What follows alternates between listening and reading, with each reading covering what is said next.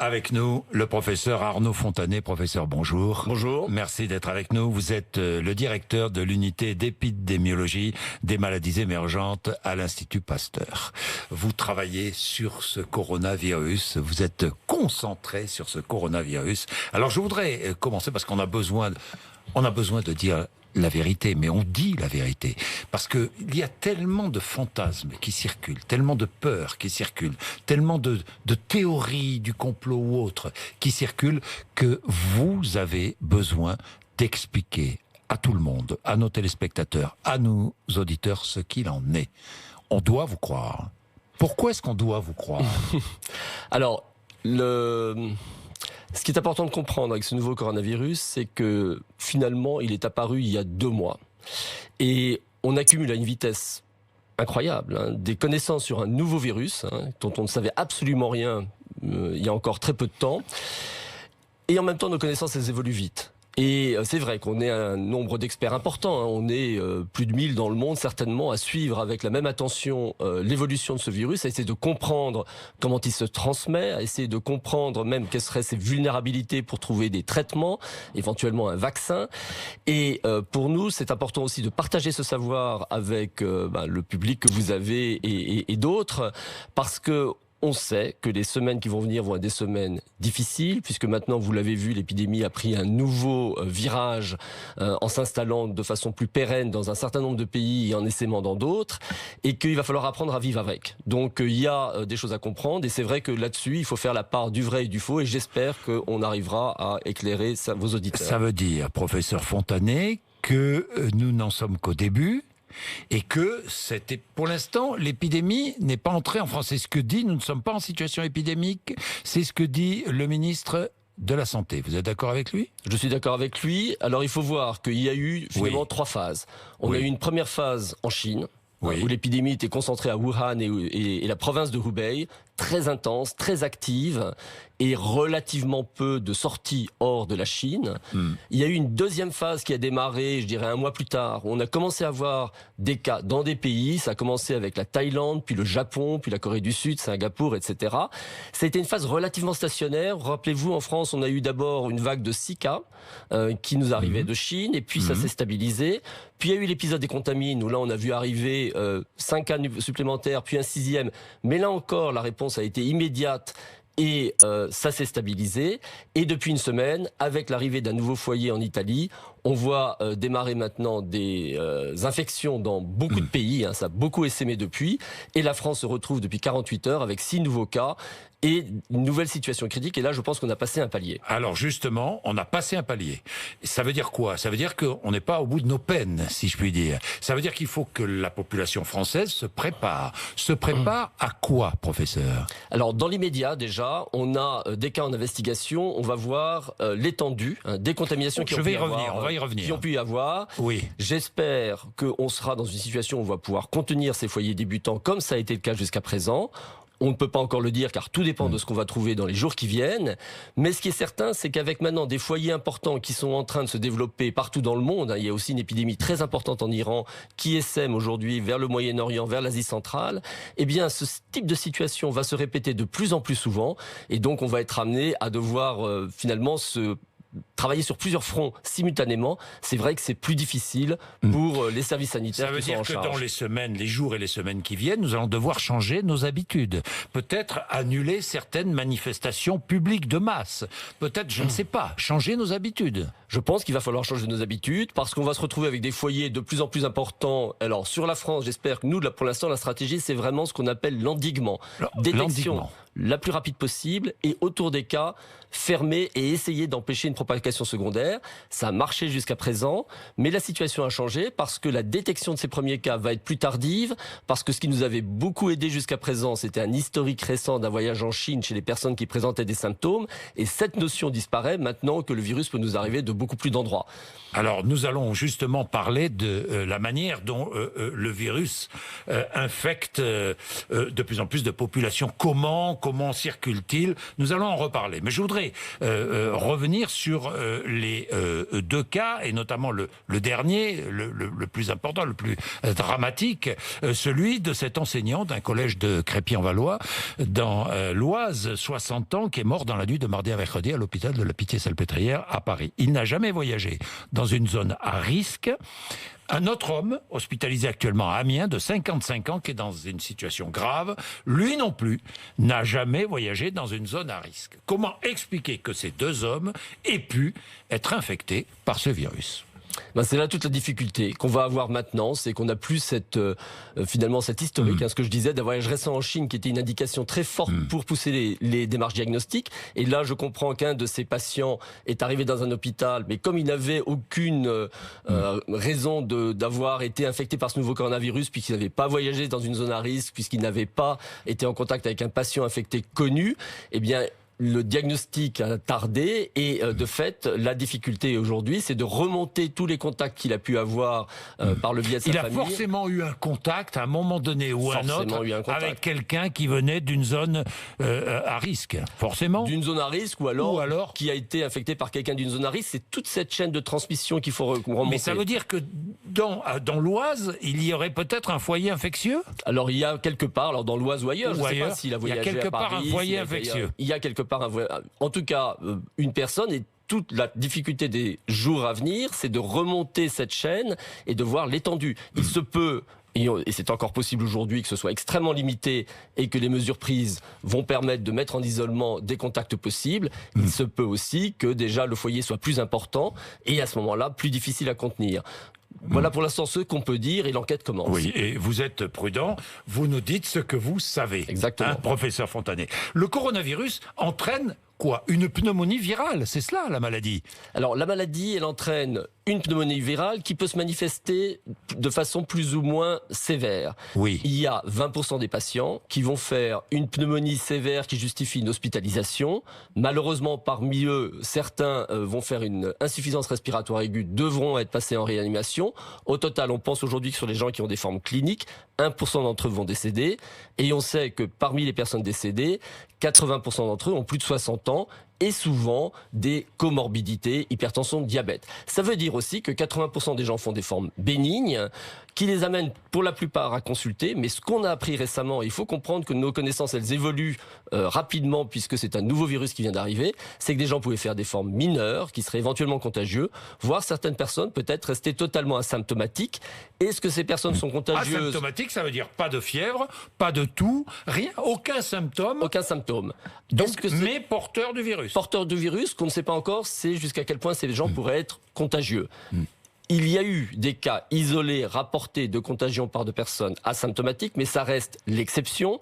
Et il va falloir maintenant essayer de comprendre justement jusqu'à quel point ces personnes-là pourraient être des transmetteurs. Est-ce que ce coronavirus est plus mortel que la grippe classique saisonnière ? Alors, il y a différentes façons de compter la mortalité. Il y a deux paramètres qui interviennent. Un, c'est combien de personnes vont être infectées.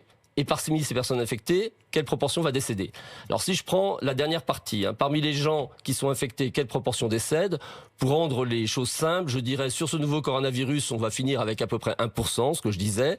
Avec la grippe saisonnière, on est plutôt à 1 pour 1000, donc un ratio de 1 à 10.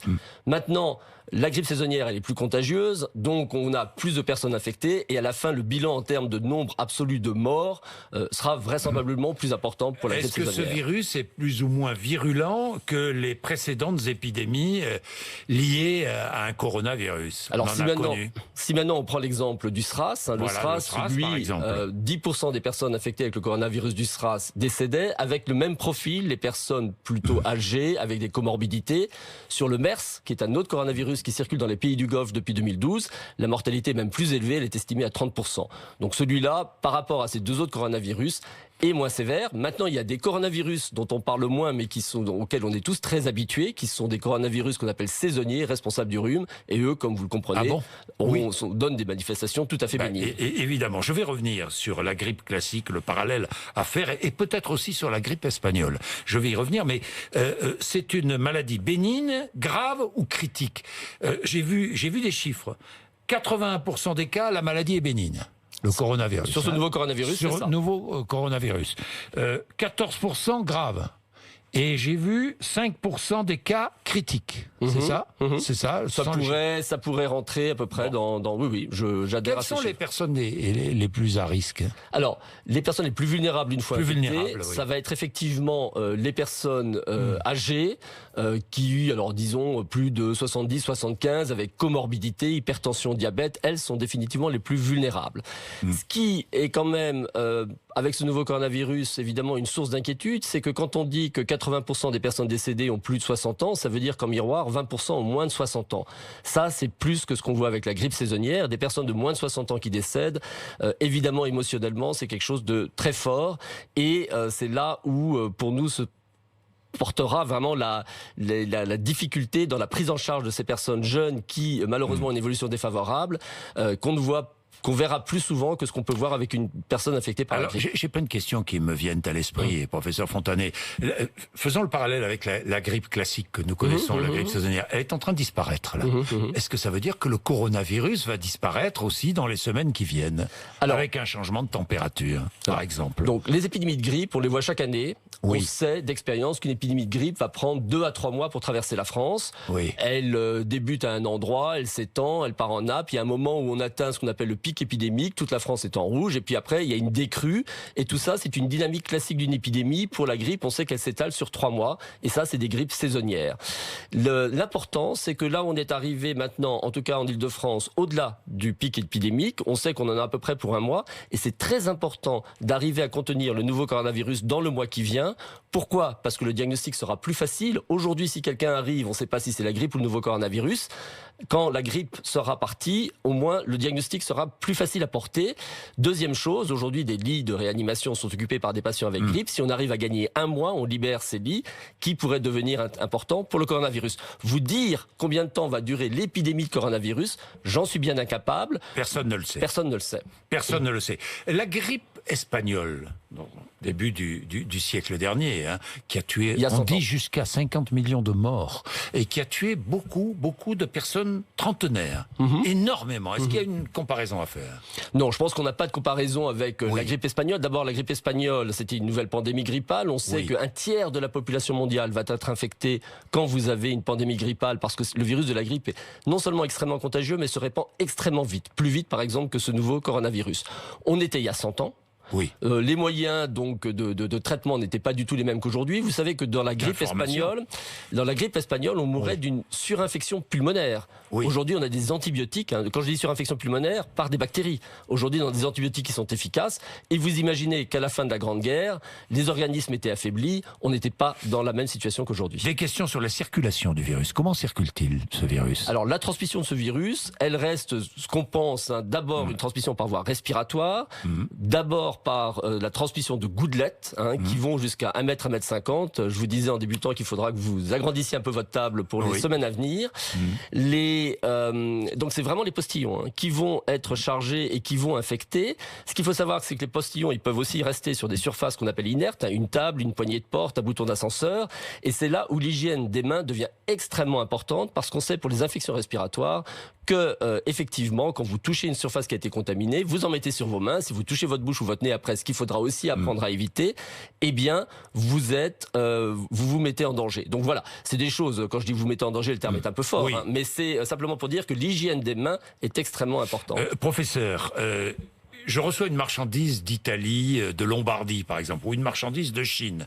Est-ce que je risque d'être infecté par le virus? Non, aujourd'hui on pense que le virus vit combien de temps? Le virus, alors c'est très difficile à dire, parce que la question que vous me posez, c'est de savoir si sur une de ces surfaces, combien de temps il va rester, et surtout combien de temps il va rester infectieux. Les études qui sont faites aujourd'hui détectent effectivement la trace du génome du virus sur des objets, et cela, ça peut aller jusqu'à plusieurs jours. En revanche, le virus n'est plus vivant, il n'est plus infectieux sur ces objets. Donc pour le cas de figure que vous nous décrivez, je n'ai pas d'inquiétude, mais je reviens quand même sur votre question. Le problème, c'est pas le paquet que vous avez reçu de Lombardie. Si le virus commence à circuler et qu'il est présent autour de nous, c'est tout qui peut poser un risque par rapport à la transmission manuportée, comme vous ouvrez votre paquet, et une fois de plus, c'est l'hygiène des mains qui est capitale. Fermer les frontières ne sert à rien? Alors fermer des frontières ne servira pas, parce que d'abord les gens peuvent le contourner, peuvent passer par d'autres pays. On sait que ça ne peut que éventuellement retarder, mais ça ne permet pas d'arrêter une épidémie. Et puis après, c'est pas la frontière avec l'Italie, ça va être la Suisse qui a un cas maintenant, et puis l'Autriche, et puis la Croatie, et puis après les autres pourraient dire par rapport à la France, regardez, vous avez que 5 cas, on ferme nos frontières par rapport à vous. Vous ne pouvez pas paralyser complètement les pays de la zone européenne et du monde avec des fermetures de frontières. Est-il vrai que l'épidémie se stabilise en Chine? Alors les informations qu'on a et qui nous viennent de Chine sont rassurantes, c'est-à-dire ça reste quand même un foyer incroyablement productif si je compare au reste du monde, mais c'est vrai que depuis à peu près 2 semaines, on voit le nombre de nouveaux cas marquer le pas, on voit surtout le nombre de décès marquer le pas. Je pense que le compte des décès est un indicateur fiable. Les diagnostics sont difficiles à porter, mais une fois que les personnes sont décédées et ont un diagnostic de coronavirus, c'est plus facile évidemment de rapporter le décès au coronavirus et de compter ces décès. Et donc on peut espérer que la Chine a vécu la partie la plus difficile. Maintenant, il y a à peu près 1 semaine, il y a eu la fin des vacances en Chine, il y a eu un nouveau brassage de population. Donc soyons vigilants pour les semaines à venir. La période d'incubation, on en sait un peu plus là aussi. Vous me disiez tout à l'heure, c'était passionnant, vous me disiez, de jour en jour, on en apprend un tout petit peu plus. Voilà. Sur la période d'incubation, est-ce qu'on en sait un peu plus? Alors, on en sait un peu plus, et aujourd'hui, on dit que la période d'incubation, la durée moyenne d'incubation est de 6 jours, elle sera peut-être un peu plus courte. Plus on apprend, plus on se rend compte que cette durée d'incubation, finalement, elle est probablement un peu plus courte. Mais voilà, on est dans une ambiance 5 à 7 jours. La durée maximale, on l'estime aujourd'hui à 12 jours. C'est important, parce que c'est la durée pour laquelle vous mettez en quarantaine les personnes qui ont été en contact avec des patients pour voir s'ils vont développer la maladie. Et le choix de 14 jours est un bon choix. L'origine du virus, est-ce que là aussi on en sait un peu plus? Alors sur l'origine du virus, on sait donc que c'est un virus qui a émergé dans un marché de la ville de Wuhan en Chine. Ce marché vendait des animaux, notamment des animaux sauvages. On avait évidemment le parallèle du SRAS en 2003 dans le sud-est de la Chine où c'était des civettes qui avaient infecté les personnes qui travaillaient dans ces marchés. Cette fois-ci, ce qu'on sait, c'est qu'au tout début, il y a une chauve-souris. Il y a un virus qui est à 96% identique à ce nouveau coronavirus chez les chauves-souris, mais c'est pas celui-là qui est passé chez l'homme. Et dans la chaîne entre la chauve-souris et l'homme, aujourd'hui, il y a un petit mammifère qu'on appelle le pangolin, qui pourrait bien avoir été le chaînon manquant, si vous voulez, entre la chauve-souris et l'homme. On y a retrouvé un virus très proche de celui qu'on trouve chez les hommes. Alors le pangolin, c'est un animal qui est consommé pour sa chair, qui a de la médecine traditionnelle. Bien évidemment, il va falloir vraiment réfléchir à que fait-on de ce marché d'animaux sauvages qui a été déjà, avec la civette, la source d'une des grandes pandémies avec le SRAS, et maintenant avec ce cas du pangolin, source d'une épidémie grave. Et le bon sens voudrait qu'on les laisse tranquilles dans leur milieu sauvage parce que on réalise aujourd'hui le coût de tout ça. Professeur Fontanet, les traitements?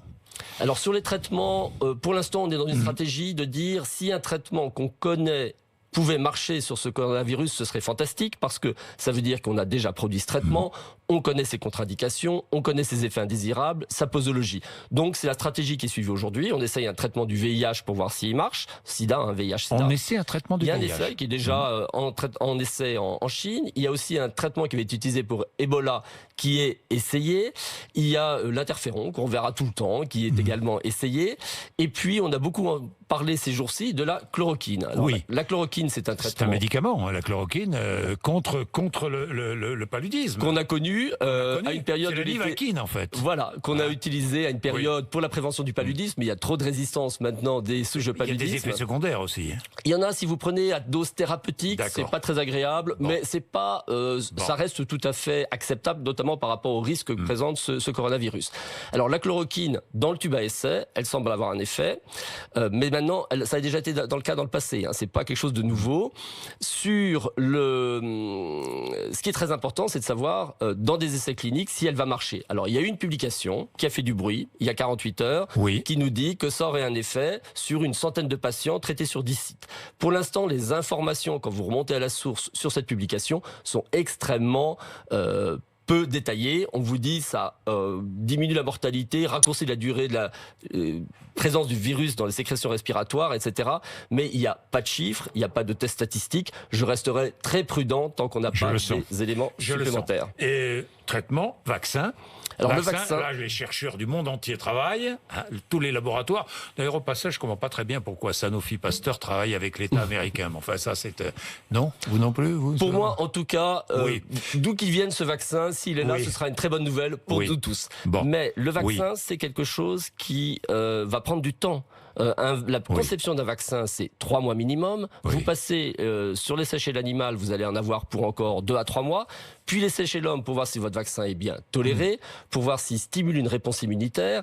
Et puis enfin, à l'épreuve du feu, s'il est capable de protéger les gens vaccinés contre l'infection. Tout ça, c'est un calendrier de 12 à 18 mois.